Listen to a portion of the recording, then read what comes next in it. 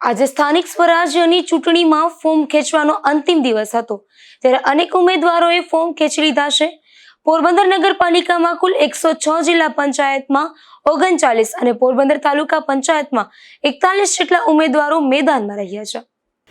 પોરબંદર મહાનગરપાલિકાની કુલ 52 બેઠકો માટે 11 જેટલી બેઠકો બિનહરીફ થઈ છે, તો 41 જેટલી બેઠકો પર ચૂંટણી યોજાશે, જેમાં ભાજપના 41 ઉમેદવારો, કોંગ્રેસના 31 ઉમેદવારો, બહુજન પાર્ટીનો 1 ઉમેદવાર અને આમ આદમી પાર્ટીના 30 જેટલા ઉમેદવારો તથા 3 અપક્ષ ઉમેદવારો ચૂંટણી જંગ લડશે, જેમાં વોર્ડ નંબર 11 અને 12માં ભાજપના ઉમેદવારો બિનહરીફ થયા છે, તો વોર્ડ નંબર 10માં પણ 2 ઉમેદવારો બિનહરીફ થયા છે. આજે ફોર્મ ખેંચવાનો અંતિમ દિવસ હતો, ત્યારે કોંગ્રેસના 5 ઉમેદવારોએ, આમ આદમી પાર્ટીના 4 ઉમેદવારો અને અપક્ષના 3 ઉમેદવારોએ ફોર્મ પરત ખેંચી લીધા છે.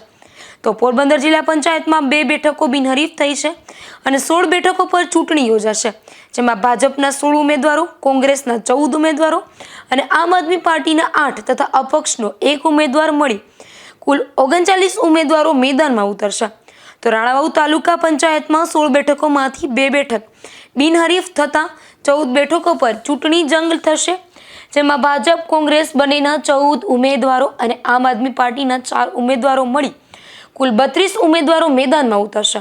તો પોરબંદર તાલુકા પંચાયતમાં 22 બેઠકોમાંથી 4 બેઠક બિનહરીફ થતા 18 બેઠકો પર ચૂંટણી જંગ થશે, જેમાં ભાજપના 18, કોંગ્રેસના 13 અને આમ આદમી પાર્ટીના 10 ઉમેદવારો મળી 41 ઉમેદવારો મેદાનમાં ઉતરશે. તેમજ કુતિયાણા તાલુકા પંચાયતમાં 16 બેઠકોમાંથી 1 બેઠક બિનહરીફ થતા 15 બેઠકો પર ચૂંટણી જંગ થશે, જેમાં ભાજપના 15, કોંગ્રેસના 13 અને અપક્ષના 2 ઉમેદવારો મળી 37 ઉમેદવારો મેદાનમાં ઉતરશે. નિપુલ પોપટ સાથે અશોક થાનકી, ગુજરાત ન્યૂઝ, પોરબંદર.